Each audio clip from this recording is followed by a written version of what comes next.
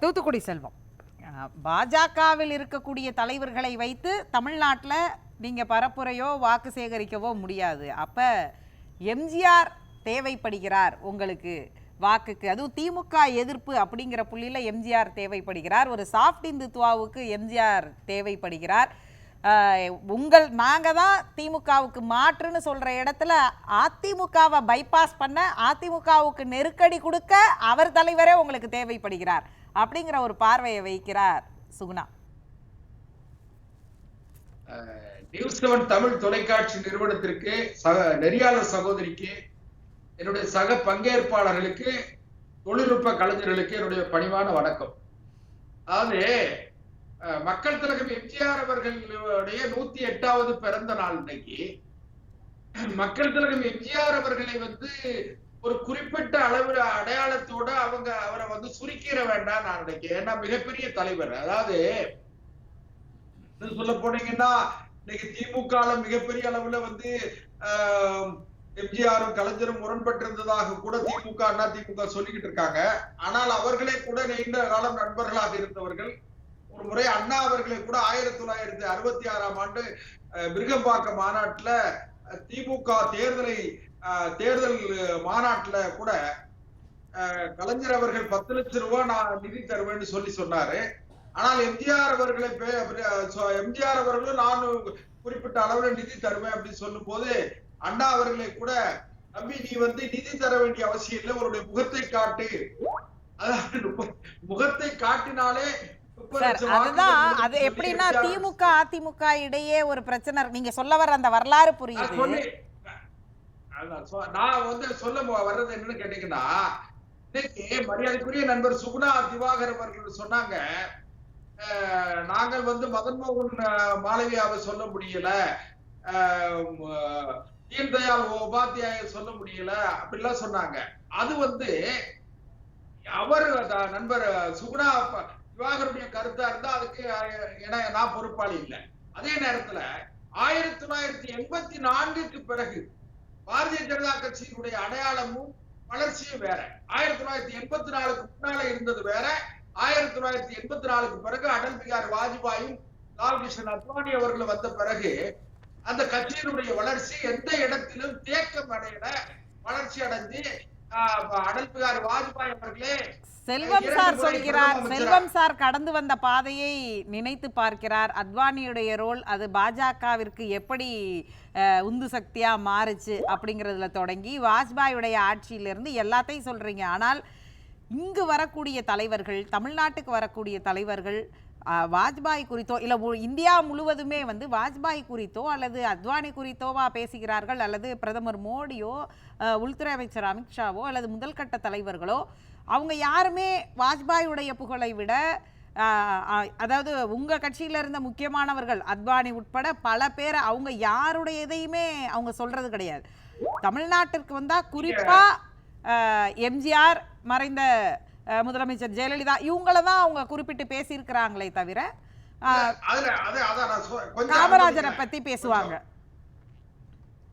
அனுமதிங்க நான் சொல்லி முடிச்சிடறேன், சுருக்கமா சொல்லி முடிச்சிடறேன். அதாவது நாங்க இந்த அளவுல கடந்து வந்த காலங்கள்ல நாங்க வளர்ச்சி அடைஞ்சிருக்கிறோம். ஒண்ணு. இரண்டாவது, நான் மக்கள் திலகம் எம்ஜிஆர் அவர்களுக்கு 108வது பிறந்தநாள் வாழ்த்து தெரிவிக்கிற மரியாதைக்குரிய பாரத பிரதமர் நரேந்திர மோடி அவர்கள் டாக்டர் கலைஞர் அவர்களுக்கு வாழ்த்து தெரிவிச்சிருக்காங்க. அதை நீங்க முக்கியமா கவனிக்கணும். கலைஞருடைய பல்வேறு கட்ட நிகழ்வுகள்ல அவரே நேரடியா கலைஞரை வீட்டுல பார்த்திருக்காரு.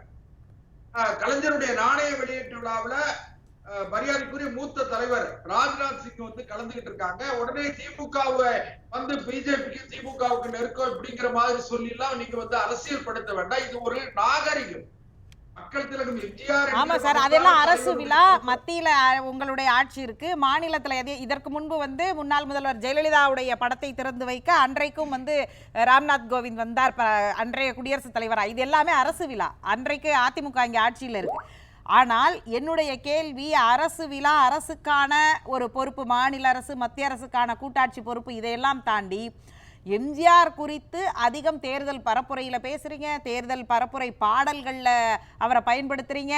அதற்கப்புறம் இங்க வந்து பேசும் பொழுது குறிப்பா அதாவது திராவிட இயக்க தலைவர்கள்னு பேசினா நீங்க எம்ஜிஆர்ல இருந்து தான் தொடங்குறீங்க. ஆனா அண்ணா இசத்தை தான் உள்வாங்கிக்கிட்டாரு எம்ஜிஆர்.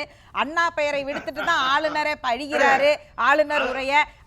அப்படி கணக்குல பார்த்தோம்னா எம்ஜிஆர் மீது, அதாவது அவர் இன்னொரு கட்சியை தொடங்கியவர், அந்த கட்சிக்குன்னு ஒரு வாக்கு வங்கி இருக்கு, அந்த கட்சியை நிறுவிய ஒருத்தரையே நீங்க டேக் ஓவர் பண்ற மாதிரி இல்லையா அது? சகோதரி, நீங்க வந்து மக்கள் தலைவர் எம்ஜிஆர் அவர்களே கூட தலைவர் காமராஜர் தான் வந்து என்னுடைய தலைவர், அண்ணா வழிகாட்டின்னு சொன்ன காலங்கள்லாம் உண்டு. நீங்க மற்றதுல சர்ச்சைக்குரிய செய்திகளுக்குள்ள நான் போக விரும்பல. அதே நேரத்துல மக்கள் திலகம் எம்ஜிஆர் அவர்கள் நான் ஆணையிட்டால் அது நடந்து விட்டால் இங்கு ஏழைகள் வேதனை படமாட்டார்னு சொன்னது எதுக்குயா? எல்லாருக்குமாக, தமிழக மக்களுக்காக சொன்னதுதான். அதை நீங்க வந்து குறிப்பிட்ட பார்வையில பாக்குறீங்க, அதை பார்க்க வேண்டாம். அதனால இன்னொன்னு, நீங்க வந்து அண்ணன் சுகுணா திவாகர் சொன்னாங்க, பாரதிய ஜனதா கட்சிக்கு தமிழ்நாட்டிலே ஆளே இல்ல, நாங்க யாரை சொல்லி ஓட்டு கேட்கறதுன்னு சொன்னாங்க. நிச்சயமா இல்ல. அடியோட அந்த கருத்தை நான் திட்டவட்டமாக மறுக்கிறேன். ஏன்னு கேட்டீங்கன்னா, நாங்கள் அடல் பிகாரி வாஜ்பாயை சொல்ல முடியும். பாரத பிரதமர் 3வது முறையும் பாரத பிரதமராக இருக்கிற எந்த தேர்தல் பரப்புரையில சொன்னீங்க? நீங்க சொல்லிட்டு தான் இருக்கு. இல்ல இல்ல இல்ல இல்ல சகோதரி, நீங்க ஒருவேளை நீங்க நாங்க சொல்ற காலங்கள்ல நீங்க கவனம் வேற, உங்களுடைய கவனம் வேறு திசையில இருந்திருக்கும் நான் நினைச்சுக்கிறேன். நான் 20 வருஷமா பத்திரிகையாளரா இருக்கேன் சார். அதனால நான் என்ன சொல்றேன்னா, மரியாதைக்குரிய பிரதமர் நரேந்திர மோடி, ஐயா லால் கிருஷ்ண அத்வானி, ஐயா வாஜ்பாய், அடல் பிகாரி வாஜ்பாய், அதே போலவே உங்க கவனத்துக்கு நினைவுபடுத்த, ஈரோட்டுல வந்து எதற்காக வந்து பெயரை மாற்றி, அல்லது 2 பேரும் கூட்டணியில இருந்தீங்க, ஒன்னா போய் ஓட்டு கேட்கல, ஏன் வந்து கடந்த கூட்டணியா இருந்த தேர்தலில் அதிமுகவினர் வந்து பிரதமர் மோடி படத்தை பயன்படுத்தல, அதெல்லாம் பேசு பொருளாச்சு. அதுவும் மேற்கு மண்டலத்துல போய் அழித்ததெல்லாம் நடந்துச்சு இல்லையா? அதெல்லாம் உங்க கவனத்துக்கும் வந்திருக்கும்னு நினைக்கிறேன் சார். நீங்க ஒரே ஒரு செய்தி சகோதரி, நேற்றைக்குள்ள கதை விட்டுட்டு இன்னைக்கு பேசுறீங்கன்னா எப்படி சார் நீங்க வந்து முந்தா நாள் இருந்த எம்ஜிஆரை கூட்டிட்டு வருவீங்க, நான் நேற்றைக்கு உள்ள கதையை பேசக்கூடாதுன்னா என்ன சார் நியாயம் அது? இல்ல நான் அது சொல்ல, அதாவது மரியாதைக்குரிய அண்ணாமலை அவர்கள் வந்து தமிழகத்து பாரதிய ஜனதா கட்சி தலைவராக வந்த பிறகு இங்க ஒரு புதிய எழுச்சி இளைஞர்கள் மத்தியில அவர் மீது ஒரு நம்பிக்கை ஏற்பட்டிருக்கிறது, அவர் மேல ஒரு ஈர்ப்பு ஏற்பட்டிருக்கு. நீங்க ஒத்துக்கிடா போங்க, நீங்க ஒத்துக்கிடணும் நான் சொல்லி வாதாடல, என்னுடைய கருத்தை சொல்றேன். மரியாதைக்குரிய அண்ணாமலை அவர்களை முன்னிலைப்படுத்தி எங்களுடைய இயக்கம் நாங்கள் கடந்த நாடாளுமன்ற தேர்தலில் 18% வாக்குகளை நாங்கள் பெற்றிருக்கிறோம். 82 லட்சம் வாக்குகளை நாங்கள் பெற்றிருக்கிறோம் என்று சொன்னால் அது மரியாதைக்குரிய பிரதமர் நரேந்திர மோடி, அதுல எம்ஜிஆருக்கும் பங்கு இருக்குன்ற. நான் என்ன சொல்றேன், எம்ஜிஆர், நான் ஒண்ணு கேளுங்க சகோதரி, எம்ஜிஆரையே இன்னைக்கு அவங்க யாருக்கு சொந்தம்னு சொல்லி அவங்களுக்கே தெரியல. ஏன்னு கேட்டீங்கன்னா, திரு எடப்பாடி பழனிசாமிக்கு சொந்தமா, அல்லது திரு ஓ பன்னீர்செல்வத்துக்கு சொந்தமா, மரியாதைக்குரிய திருமதி சசிகலா அவருக்கு சொந்தமா, திரு டிடிவி தினகரனுக்கு சொந்தமான்னு சொல்லி அவங்களே தெரியாம திண்டாடிக்கிட்டு இருக்காங்க. அவங்க 4 பேரும் அதுக்கு உரிமை கொண்டாடும் போது 5ஆவதா நீங்க பாட்டுக்கு எடுத்துட்டு போயிட்டே இருக்கீங்களே சார். இல்லம்மா, எம்ஜிஆர் அவர்கள் தேசியத்தையும் மாநிலத்தையும் இரண்டையும் இணைத்து பார்த்தவர். மாநில பிரிவினையை ஒரு காலமே மரியாதைக்குரிய மக்கள் திலகம் எம்ஜிஆர் ஆகட்டும் அல்லது மரியாதைக்குரிய புரட்சி தலைவர் அவர்களாகட்டும், அவங்க எல்லாம் தேசியத்தையும் மாநிலத்தையும் பிரித்து பார்க்கல, மாநில நலனில் அக்கறை செலுத்தினார்கள். இருமொழி கொள்கையில கடைசி வரைக்கும் இன்னைக்கு வரைக்கும் அதிமுக உறுதியாக தான் இருக்கிறது. அது எம்ஜிஆர் தொடங்கி கடைசியாக முதலமைச்சராக இருந்த தற்போதைக்கு முன்னாள் முதலமைச்சர் எடப்பாடி பழனிசாமி வரை இருமொழி கொள்கையில அவர்கள் சந்தித்த அத்தனை முதலமைச்சர்களுமே நின்று இருக்கிறாங்க. அதை நம்ம இல்லைன்னு சொல்லிட முடியாது. மாநில உரிமைன்னு வரும்பொழுது ஜெயலலிதா பல இடங்கள்ல முதலமைச்சருக்கான கூட்டத்திலிருந்தே எழுந்து வந்திருக்கிறாங்க. அந்த கூட்டத்துக்கு திமுகவின் அன்றைய தலைவராக இருந்த முன்னாள் முதலமைச்சர் கருணாநிதி அவருக்கு பேச அனுமதிக்காதது மாநில உரிமைக்கு எதிரானதுன்னு ஜெயலலிதாவுக்கு ஆதரவா அறிக்கையை வெளியிட்டு இருக்கிறாரு.